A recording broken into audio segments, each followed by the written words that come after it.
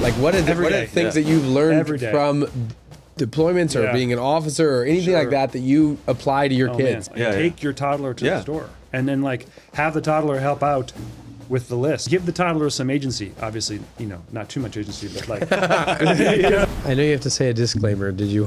Just that these are my views. They're not any of the United States government. So I want to make sure that that's clear.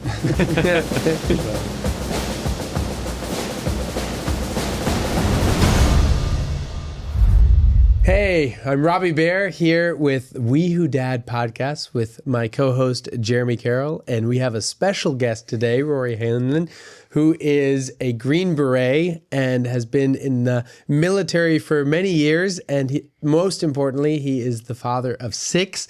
And so we're going to get to talk a little bit about his life, about him being a dad, and how we can learn from that in our own lives. Thanks for being on. Glad to be here. Thank you very much. I appreciate it. Well, tell us a little bit. So you live now in North Carolina? I do. Yep. Fort Bragg, North Carolina, just about 10 minutes north of the post. And tell us about your kids' ages in there. So I have 6 of them. I have a 15-year-old. I have a bunch of birthdays coming up. So I've got 15, 14, 10, 9, and then 6, 4. Wow. Yeah. So you've got the full spread, full experience. 2 boys. I got a 10-year-old boy and a 6-year-old boy. And I got 4 girls. The rest of them are girls. Wow. And your career, you've always been in the military? Yeah, since 18 years old, I've been in some form or another as an enlisted man from early 2000s, and then I commissioned as an officer in 2005. So I've been my entire adult life. I've been in the military. Amazing. Yeah. Well, we've been friends for a while, and it's been fun to kind of get to talk to you. One of the things I always love is seeing your heart, the heart of a father that you have. And I thought that maybe you could kind of just kind of start out with your how your roles work in your family and stuff, and how you kind of work as a dad in the military. Because have you guys traveled? Like, have you moved multiple times in your career? I've been lucky in my career path. I've stayed at Fort Bragg. So my unlike most military folks, my kids have only really known one house, which that's amazing. Important. And in fact, I've spent almost my entire career at Fort Bragg. There's been a couple of things here and there that I've done that has moved me, but my family has certainly been at Fort Bragg the whole time. So I think that's a strength of my position, right? Because usually what families find in the military is they have the deployments. Well, at least the last 20 years of the global war on terror, they've had deployments, but they've also had the instability of 2 year long permanent change of station. So they're only there a year or 2. Wow. So like it's the double whammy, right? So I've been very lucky. Thankfully, God's blessed me that I've only had to stay kind of local at Fort Bragg, and then it's like a black hole, that's what we say. And then I've deployed a lot to the Middle East and other places. So is that? But that's an incredibly unique situation, very right? Unique, very unique. That's most people are 99 point whatever percent of officers don't have that case. So I got really, really lucky there.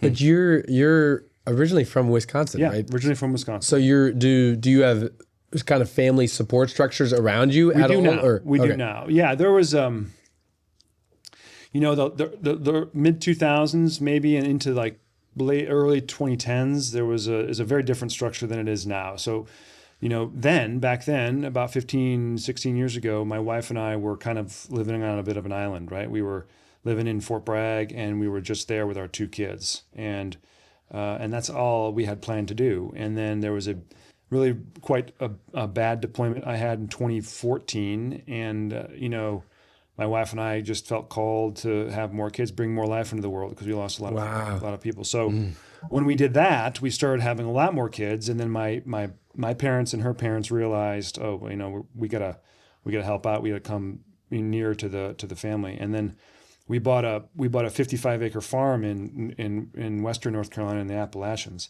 And when we did that, everyone descended. Wow. So now I have my family, most of my family, and most of her family is amazing. Wow, that's awesome. Yeah, what a beautiful why of like wanting to bring more life into the world. Yeah. So there was the 14-year-old and there was the 10-year-old. There was 4 years of difference, and it was just about oh, we're going to have this sort of obligatory 2 kids, the American lifestyle. And then we realized quite quickly after I get back, it was like, no, we're not going to do that. We're going to do something different. Wow. I love it. Gonna build. I know you actually encouraged, I think, our whole friend group to have more kids. People need to have more kids in this world. I can't wait till you talk more to my wife. No, just kidding. Yes, I will. But that's awesome. But so take us back, like even when you're, would go on those deployments, like how did you kind of set up that structure of like fatherhood? Because like, for a lot of our audience, we all respect the military, obviously, but maybe we don't understand that particular. So when you went overseas, like how did you stay connected with your your 2 little kids or your other, because how many times have you been deployed? 8 times, almost 5 years overseas. It certainly hasn't been easy. I don't know that I would recommend deployment to anybody, but I would also say that I made it a kind of a mission to think deeply about our marriage and about the family and about how we're positioned in life and where we're going, what we're doing, what we stand for, our mission on each of the deployments. And my wife would tell you, if she was here, she'd laugh because she'd tell you that the deployments were so good for our marriage. And again, I'm not recommending this at all to anybody. But I would say that because I focused so much on sort of introspective sort of questions, right? Okay. I use the time to because you can only call and you can only, for the first like 4 deployments, there was no video chat or anything. Wow. Like that. Okay. So, and then like the first couple was just like you're waiting in line for the phone kind of thing. Wow. And so, but that also that sort of structure, that scarcity, if you will, demands you, if you value your marriage, demands you think about every word you're saying because you've got 30 minutes or whatever. Wow. And so there was a lot of these prep sessions that I would do, and we would come together, over the phone, and we would have these very, very deep conversations. Wow. And it would be very powerful. And so we would do that throughout the deployment. I would come home, and then after a period of integration, we would sort of move anew. For example, that's one of the reasons why we had 6 kids, but it's also another reason why we bought a farm. Wow. Right. So a lot of the major decisions, as I think about it, was because of the sort of introspective reflections that I do. I would journal as well. I would journal every day. And then I would try to bring my wife along on this journey, this new journey. Wow. Right. And she's thankfully very open to that kind of thing. And so I would come back and then it would bond the marriage even more, it would solidify the marriage even more. Wow. But the sort of normal pragmatic things are all important. Lots of emails, and later on in the deployments, text messages with emojis and, just a lot of, communication as much as you can. And then so for you, it kind of start with how you were intentional with your wife. Yes. And then it kind of from there trickled down to how that intentionality with your own kids. Absolutely. Too. I took it as an opportunity. I mean, you can look at it the other way, right? As an opportunity or as a barrier. I took it as an opportunity to just kind of shift our marriage and to really make it, we're forced to have this separation, so let's make the separation meaningful. Yeah. Right. Wow. Yeah. Wow. Was it very hard on the kids? Did they understand the deployments, or did they just was it hard for them? And thing, and then how was the readjusting when you came back? Mm-hmm. The readjusting can be brutal. So very interesting. There's one of 2 marriages in the military. It's the marriages where the deployments get easier, and the marriages where the deployments get harder. Wow. And my marriage is very much the latter. The deployments have gotten harder. They've not gotten easier, right? Wow. And that has to do with a lot of just how close you are with your kids and your wife and your family. So what I would tell you is I think the first few deployments were easier because they were younger. Now, I didn't like coming home to my daughter who didn't know who I was. That was very hard. Yeah. Yeah. But so we sort of surmounted that and got over that.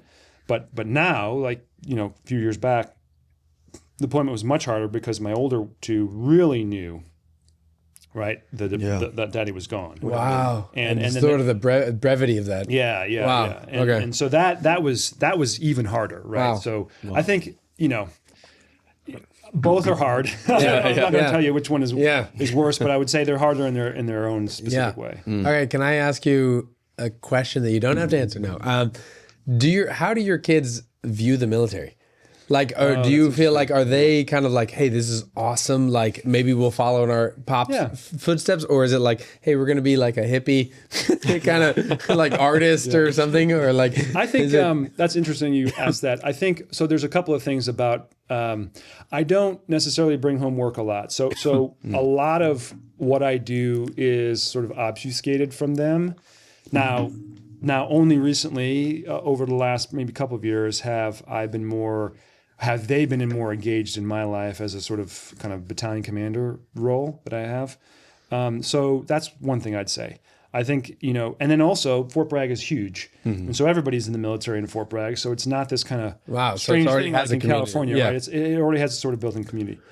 No, I wouldn't say that they're rebellious or anything like that. They're, well, I don't mean like rebellious, like they love you guys deeply. And I've seen, how awesome you guys are as parents, but I just mean like, is it something that you can still love someone deeply and be like, hey, I don't want to do the same craft as your... I don't know that, personality wise, I don't know that my oldest two are going to, she's the going to junior, rising junior, and then we have a rising freshman. I don't know that either of them are going to join the military. My oldest thought about it a lot. We went to visit West Point. We talked a lot about sort of her wants and desires. I think both of them had looked at it seriously, but I don't think that they're going to do it. I am not opposed to them doing it, to going into the military, but I do want them to know what they're getting into, if that makes sense. Yeah, 100%. Yeah. The interesting thing in the Hollywood world is that's similar. You talk to a lot of people who are in it, and they're not sure if they want their kids to do it. Yes, because it's a feast or famine world. Well, I mean, there's certain considerations that they have to understand, especially in this generation and kind of what the expectation of whatever it is Gen Z young people are. Yeah. But I certainly am not going to dissuade them from trying to join. Especially the boys. Are there like what do you guys kind of do from like a family structure of like faith or whatever? Are there like rituals that you guys do on a regular basis, like besides church, but like are there things that you kind of have always done and instituted? Absolutely. So, man, there's a lot. I really believe in, my wife thinks there's probably too much. I really believe in like artifacts and ritual and, public, posting your values, things like that. So I really believe in a lot of that. So, as a Catholic, of course, I have pictures of Mary and Jesus and that sort of thing. And we can talk whether or not that's, that's a problem. But the point is, I absolutely do. And then we have rituals, our kids and what I've been trying to do for years. And because my wife is a free spirit, she always is fighting me on this. But I try to institute like, sort of a semi-regimented regime for the kids, right? We get up, we have our breakfast, or we brush our teeth, we do these things, right? We have our prayers in the evening, we do our, what we're thankful for when we're around dinner, we do dinner every night, that sort of thing. It's really, really important to have that routine for the kids, especially when they're young. This country is, we've just lost our social mores, right? And so no longer can we rely on our sort of general or greater community to provide that mooring. We have to make sure we have to provide that ourselves. So that's what my wife and I try to do. But things like we have our own Hanlin values, we've got like our own little things that we do. Like we call ourselves the Hanlinators.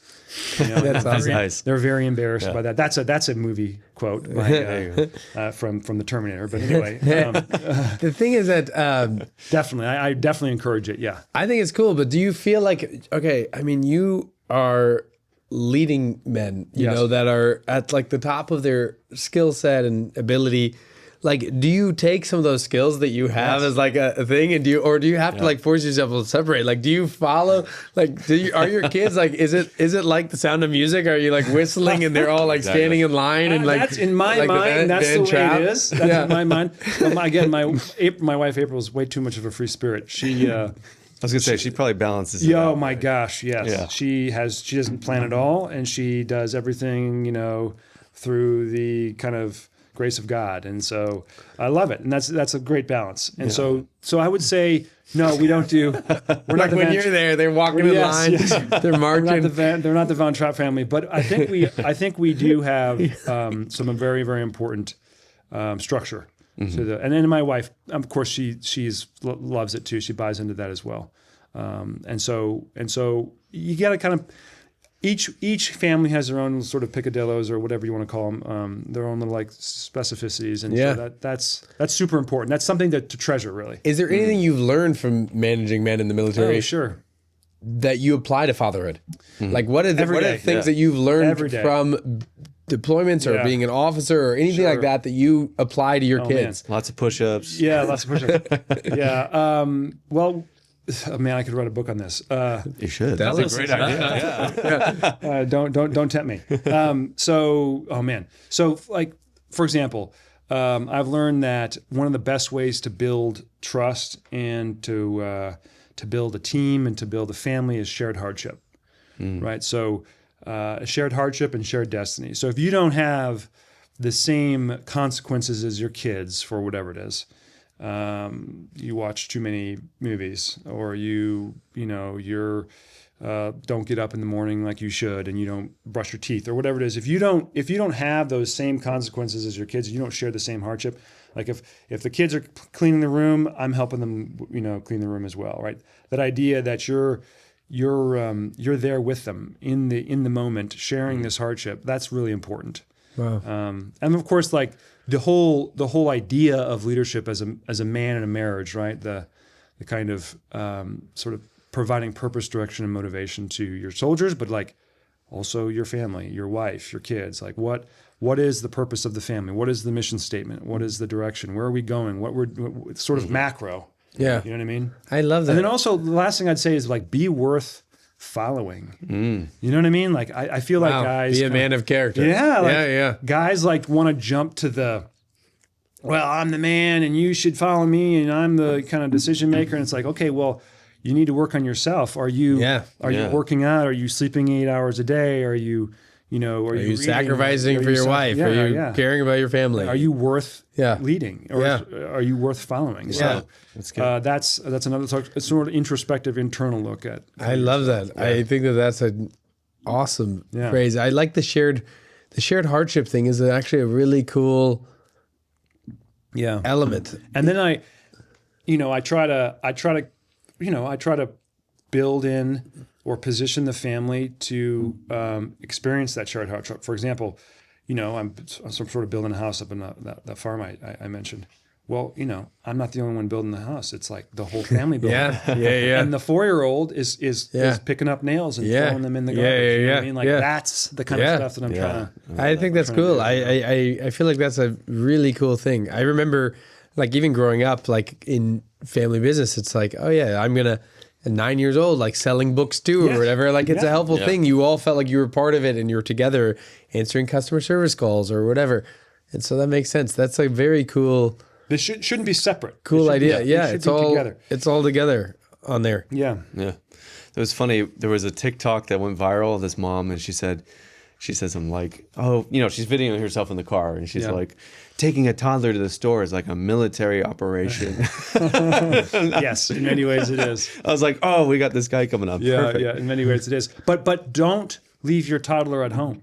That's what I'm saying. Like take your toddler to the store and then like have the toddler help out with the list. Like, what do you want? Like, give the toddler some agency. Obviously, not too much agency, but like, you know what I mean? Like, what are we buying today? Oh, what kind of, I don't know, what kind of water do you want? I don't know, whatever it is. Right. Yeah. I'm reading this book called Magic Words, and it's from a professor at the University of Pennsylvania. And it is interesting that like, they've done a lot of tests on like the power of different words and how they actually have like deep impact. So they did this test about people who were making copies in New York, and they would put people in the line and try to say, hey, can I just cut in front of you and make copies? Obviously, everyone said no. But when they said, hey, can I cut in front of you because I got to go take care of my daughter? Everybody said yes. And so then they just said, can I just cut in front of you because I have 5 copies? Everybody said yes. Just the word because. Yeah. And so one of the things they talk about is they did a test with children and about the idea of like the identity of, if you say someone, hey, you're so helpful, it actually was a lot less effective than if they told the kid they were a helper. Like the identity of being called a helper meant that they were more likely to do chores or other things. And it's kind of cool with your idea of, it's like, you're right. It's like bring them along, that they are a crucial part of the team. That's right. Like the team doesn't work without them in it, you know, and that's kind of their identity. Because a big thing about the magic words thing is basically like people want to have that deep sense of identity. Yeah. And that's why even like on the flip side, words that can be so impactful are like loser or whatever, because it's like you're giving someone a bad identity in the mix of it. They just want to they want to know where their position, again, because this sort of society has lost its social mooring. We have to provide that for them. We have to do a doubly difficult job of providing that for them, right? Positioning them within the family, in their community, in their society, within the church. These are all things that are super important. They need that, right? And they need to know where they stand and where their boundaries are, right? So, and you have to give them that. Do you feel like you have a deep community around you locally too? I mean, like there's always we're only looking at it from like the movies or TV show side, where it always looks like the military has like this, everybody's like looking out for each other. But like, is it still kind of that, it looks from the outside, it's like a 1950s America where people like, the doors are unlocked and you can, your kids play with. So I would caution you on any on basing your life in any movie. Yeah, you know. of course. Yes, of course. I was going to ask that. But I would also say absolutely. We have. I mean, we got lucky, or we by the grace of God, we were able to buy this house that we've lived in for the last whatever it is, 18 years, and we have. You're right. We have this cul-de-sac that we live in that is a beautiful community of like-minded folks, mostly in the military, all connected to the military in some way. We do leave our doors unlocked, and our kids just run an absolute amok within like this little, probably 400 meter square of kind of wooded area, but also a few streets. But writ large, the military, I think the military suffers from, it's a reflection of society. I think it suffers from a lot of isolation and loneliness as well. Deployed, not so. Obviously, deployed, it's much more kind of brotherhood. And, obviously the shared hardship is super important so that everyone kind of comes together. But when we come back, we are all existing in this sort of milieu of modern day society. So yeah, there is definitely, we have a terrible suicide problem in the military, right? Sad. And that doesn't come with strong community. That comes with isolation and all the things associated with it. So my wife and I were intentional in building this community, and also it's difficult. You have to work at it, right? Like as a 40-year-old dude, you don't want to. You want to like after a week of work, you want to like go to sleep or something, or eat chips. But instead on the couch. But instead, what you do is you go out and you socialize with your neighbors, or you go out to a birthday party, and it's not like, it's not super easy, but it's also worth it. Yeah, so you're right. You make it intentional. Yeah. My wife always says something that like, if you feel like no one's talking to you at church, you should probably be the one talking to people. Yeah, there you go. To start the process, like. That's right. But you're right. I mean, we've done many things on that. We just had a gentleman who was designed a lot of apps and video games and other things was on. But it's just like we live in an age where it is a lot of isolation thanks to that little phone. So what I would tell you, though, is it's possible. Yeah. I don't want to. But I just didn't know if there was like a fundamental. I think that, most of us feel that like we building deep community locally, but I just didn't know if there was like it was a little bit easier within the military. Because there's that shared hardship of each other, that you've all been through the same pain together. The thing is, yes. So what I would say is that happens just so much quicker, right? So what I mean by that is, Robbie and I, have known each other for 5 years. But I might know a guy in the military for a year, but it seems like we've known each other for 25 years because of the shared hardship, because of the common bond that we share. So that's the sort of advantage. The disadvantage is everyone's moving all the time. Oh, yeah. So we've had like 5 different communities in our little cul-de-sac. Wow. We've had to build those communities throughout the last 16 and 17 years. Wow. And so each one is like, oh, here we go again. And we're going to have to change out. Yeah. And we're That's the only fascinating for your kids too, actually. If Yeah. their friendship just keeps changing around. Changing around. Yeah. That's right. Wow. Right. So it's got advantages and disadvantages. What did you guys do from like a schooling perspective? Is it homeschool? Are you private school? Is it public school? Like, what did you guys do on that? So I was a product of 12 years Catholic schools, as my wife was. We went to the same small private Catholic school. That's where you guys met. Yeah, we were high school sweethearts. Yeah. And so we found a great school now, but part of North Carolina, part of the deal with North Carolina is doesn't have great public school systems. So we started with our kids in charter schools. Mm-hmm. There was a new charter school that was 15 minutes down the road, and that worked out pretty well in elementary school. But then we started having problems in middle school, and so we looked around and we realized that sort of private Christian school was where we're going to go. And I'm the sort of sole breadwinner for the family, so we have a very, very traditional sort of breadwinner homemaker kind of family, and that's a lot of pressure, right? That's a lot of expense, but we've been able to make it work. So. We've got 5 of our 6 kids in schools, and we've put them in the private Christian school that's up the road about 20 minutes. And it's every month when we pay the tuition bill, it is painful as hell. And I'm in the government. I don't make this Hollywood money that you guys are all making. And so, but again, it's. But you feel like there's a deep sense of worth it. You've seen, right? I mean, like, 100%, yeah. Have you seen the value through it and everything? And the value comes from their their values and character building. Yeah, It's all, that's the most important part. Yeah, you can go into whatever Khan Academy and learn how to long division or whatever it is, but it's the most important part, right? It's the values, it's the connection to Christ, it's the the character building that I see in them every day. So I wouldn't, even though it's painful, I wouldn't. I drive a 2006 Prius, right? Like I'm not a. Wow, you drive a Prius. I would not have expected that. Yes.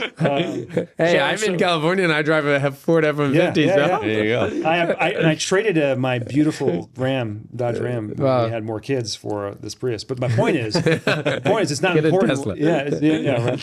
It's not important what I drive. What's important is what my kids believe and yes, 100%. Totally. Yes, you're right. So. And again, that goes back to like being someone worth following. It's like, hey, look, we know Dad is willing to sacrifice on a car, to be able to do something for us. And let me tell you something about the military. There are so many prestige trucks that everybody has, on a ginormous loan, whatever, 8-year or 9-year loan, right? The $100,000, $80,000 prestige class trucks. Yeah. Instead, I'm pouring that money into my kids' education. Mm-hmm. I mean, I think it's worth it. So. I think we agree. We totally agree on that. Yeah, but I do catch a lot of crap from my. That is funny. I can totally see that. Yes, that's a lot.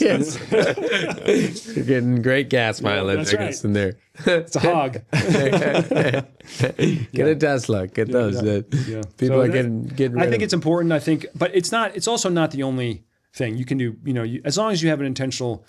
A plan, a structure, a way forward. I think that's the point, right? What do you? If you're in public schools, what are you doing to supplement the kind of craziness that's coming out of public schools these days, or what are you doing to kind of look at the curriculum and make sure that the curriculum is quality and you've got good instructors? Do you know what I mean? You can do it in multiple, and we did it multiple ways. We did 1 year of kind of obviously with COVID, and that was a disaster. So. Yeah, and I think it also depends a lot on where you live. I mean, our area, they teach sex education from kindergarten, so it's probably not a great place to send to public school.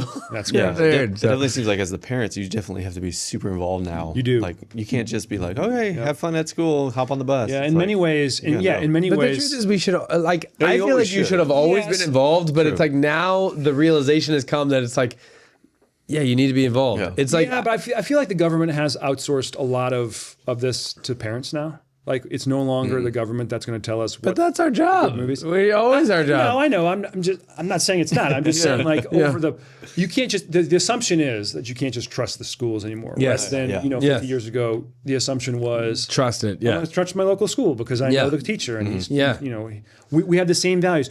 We're still trying to do the same thing. We're trying to matriculate these kids, right? Yeah. Now that's no, now you have to be a lot more skeptical, but I think there's a healthiness to that too. Everything can be bad, but I think it's good to think through that. Yeah, forcing parents to think through that is a good thing. Yeah, because if you think about it, like even on the millennial generation, I mean, a huge number of those kids left their faith. That's true. And I think it was kind of that blind trust the parents had, where they just like, didn't kind of question it in a way, and it's like it's the same thing with the media or the news or anything else. You have that discernment. You gotta, build that into your kids too. And it's interesting too, because like one of the things they say about Gen Alpha or whatever the next generation is a lot of those kids are actually becoming more conservative and more on fire about their faith. Absolutely true. And I think it is kind of that intentionality. And of course, like these things kind of ebb and flow. I was talking to my father-in-law, and he was talking about like he loved his dad, but his dad was just like worked really hard and he never really saw him that much, but he loved him. You know what I mean? And then he chose to be very intentional with his kids, and it's like, well, these things kind of ebb and flow. Yeah. Who knows? Maybe the next ones will be seen and not heard again, though, or whatever. Yeah.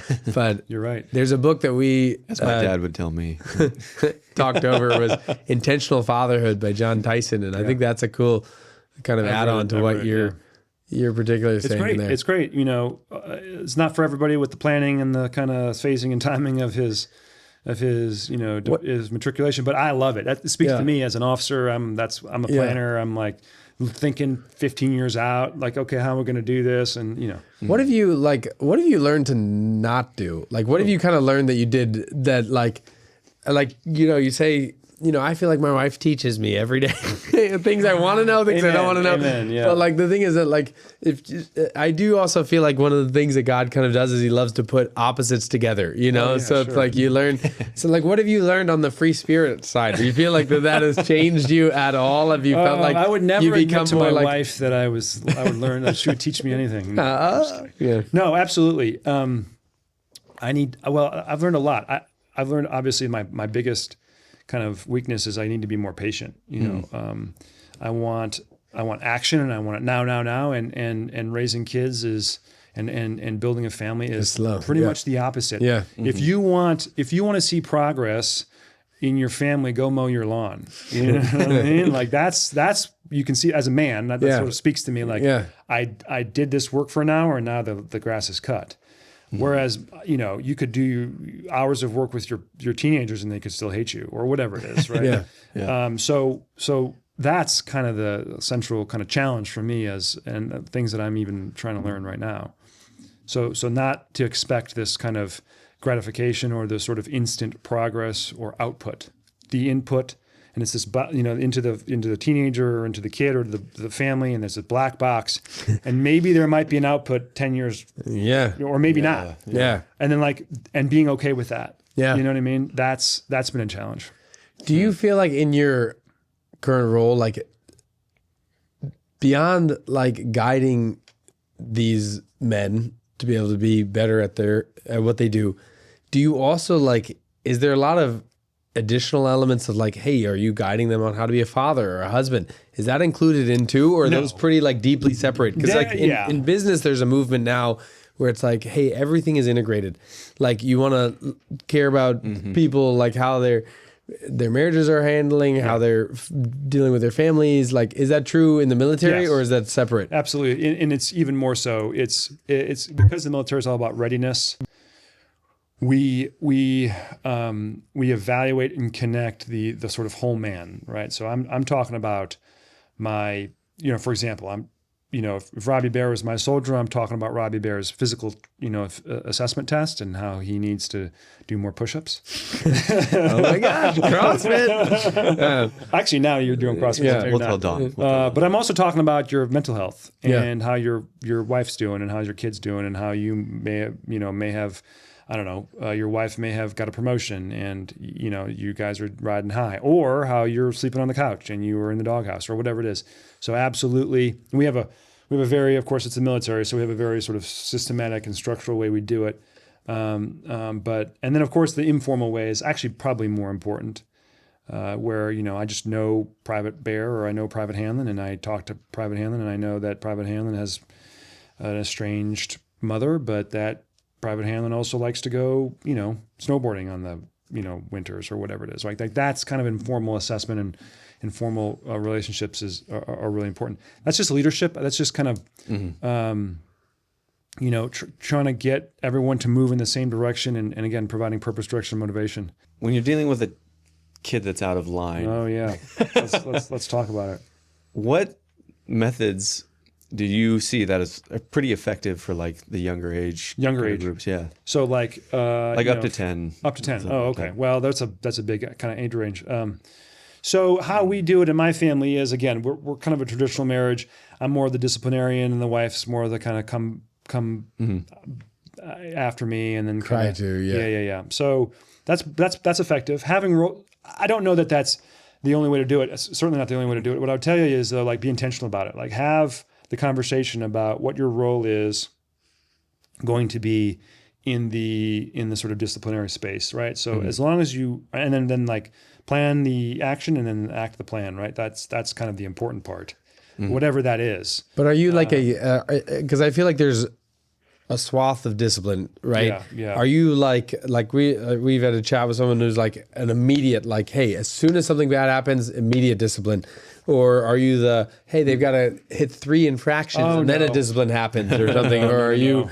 We have to call it out. You know, again, this comes from my like. Let's say your, you know, son bops your daughter or something like that. Yeah. Like, is that like an instant thing, or is it we'll address it. We'll address it. Now, is there instant consequences? I'm a big believer in consequences to their actions. So whatever those consequences are, you know, befitting to the moment, that's what we do. Okay. What about your daughter steals tons of candy?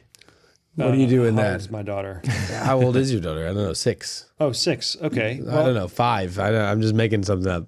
Yeah. So in that case, steals. Let's just say. What do you do on that? Like that consequence? Like shoplifts candy is very different than like stealing candy. Stealing in your home. In your home, she steals a candy. We're going to address it. We're going to tell her, hey, this candy is not to be stolen. And then we might make her do something like some sort of remedial task, maybe write on the whiteboard 5 times, 100 times, or whatever it is. Or we might make her do something like, you know, that's a little bit shameful. Like put every single one of the candies back in. Well, I don't know. Let's just say she sold 10, you know, jelly beans. Yeah. Put every single one of the candies back separately every 5 minutes, and like every time she puts a candy back, she'll say, "I can't steal candy," or candy is not to be stolen, or something like that. Yeah. And to have like this kind of. It doesn't do any. It physically. It's not a physical thing or anything like that. But it definitely is a marker. It shines the sort of light on. It shines the sort of light on the action that we want remediated. Does that make sense? Yeah, it does. So something like that. You kind of got that repetition built into.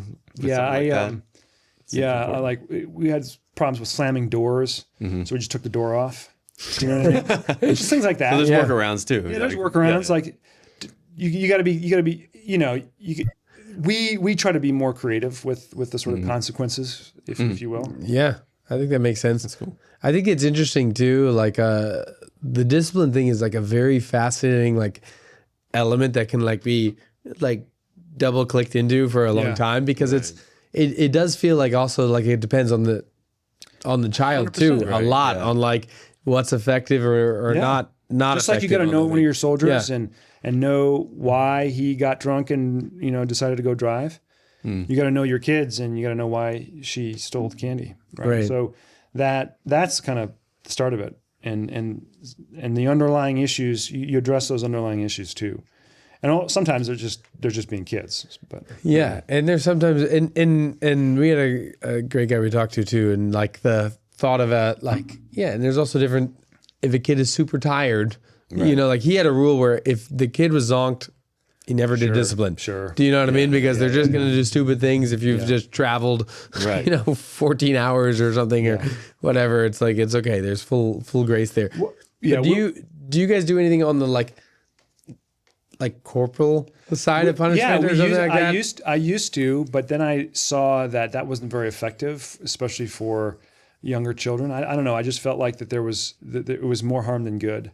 And we stopped. We did. We're a good Catholic family, but probably, I don't know, 2-ish years, or maybe 4 years into our initial sort of parenting, we kind of stopped. We unilaterally stopped it. Wow. And so, I mean, like if a child, like let's say the child steals the candy, everyone gets punished.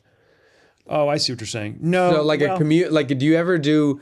Like, man, they did that to me in basic training. I hated that. I was gonna say so I just didn't know if that was like did you ever find any effectiveness on that of just like group punishment? If it's like, hey, one person did something wrong, everybody kind of. So we do, but not with consequences. We do though, instilling our kids with the values that it's everybody's problem or it's everybody's responsible, right? Like this, we're not trying to like, what I always say is we're not keeping score. We're not trying to, build points or whatever it is, right? We're in this together. And that's been challenging. But yes, we try to get the kids to take responsibility for the situation sort of globally, you know what I mean? Together, rather than like, Robbie, that's, why didn't you pick up the plate on the ground? Well, that was Robbie's plate. He put it there, right? This idea that no, the Hanliners were, one of the values we have is you don't choose your family, you choose your friends wisely. Well, the first part of that is you don't choose your family, right? We don't get to choose who our family are. So that means we love our family and we're going to take care of each other and we're in this together and we're on a team. That's been very challenging, but it's kind of one of our mantras, if you will. I love it. It's a good way. So we've been trying to do that, but it's, it's challenging just like anything else, trying to get kids to do anything. It's true. Well, thank you so much for being on. Thanks for listening to the We Who Dad podcast. This has been Jeremy, Robbie, and Rory. And if you have any more questions for us for parenting or dad-related advice, hit us up in the comments. Be sure to like, subscribe, and come back next time for more We Who Dad.